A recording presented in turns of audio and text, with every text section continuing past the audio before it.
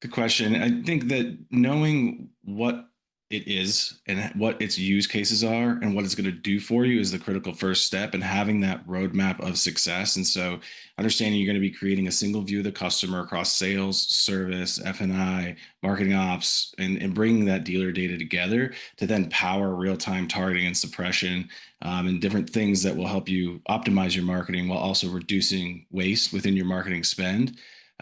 But also understanding that it's not turnkey necessarily, in a way that it does require other data sources. And so making sure you're aware that you're going to want to connect your DMS to it, that you're going to want to connect your CRM to it, that you're going to want to power your web lead funnels and get that data flowing into the CDP.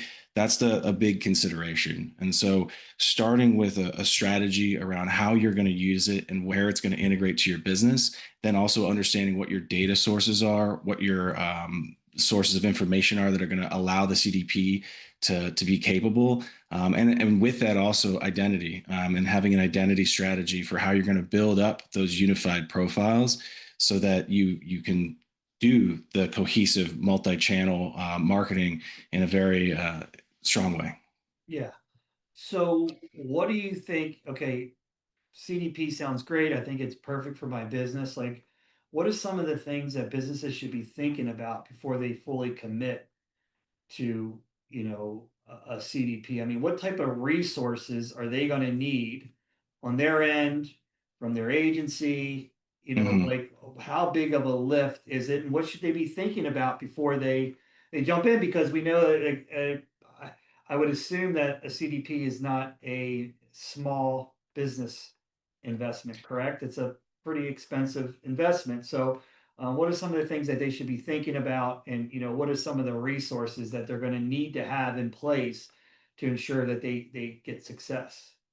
Yeah, good question. And you're right to call that out. It is so a lot of times about scale and resourcing. So if you don't have those, then it might be best to start with something a little smaller. So if you're single store, low digital volume, maybe just a few primary channels, that you don't have access to your CRM or DMS or web data, you can't align your stakeholders. Those are all kind of red flags that say, hey, maybe the CDP is not the best for us right now because it will sit idle without those things in alignment.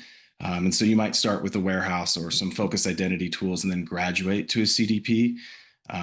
But otherwise, once you're ready to make that investment and you want to take your customer experience to the next level, you want to drive more sales with it, you want to reduce lead drop offs, and you want to improve your service center experiences, then it's about getting that roadmap. Don't just buy the tech without a roadmap. Don't jump in without having some defined use cases and success criteria for it.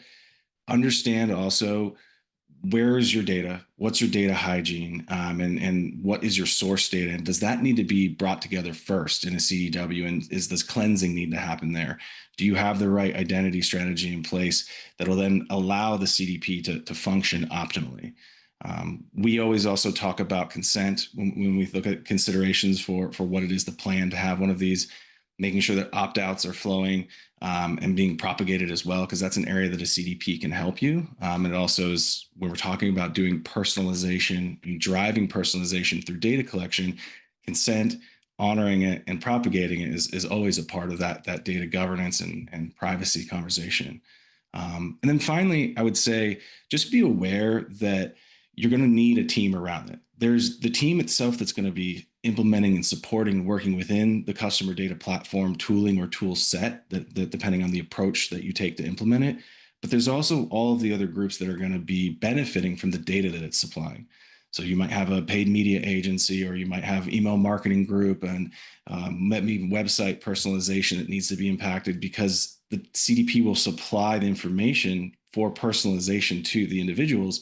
So all of your different destination channels, if you want to call them that, your different marketing channels will need to be adaptive to that data so that the experience is represented to the user accurately. And so that's another thing to kind of be aware of, is make sure those groups are aligned around it and involved in the decision making, because it's both a business tool and a capability.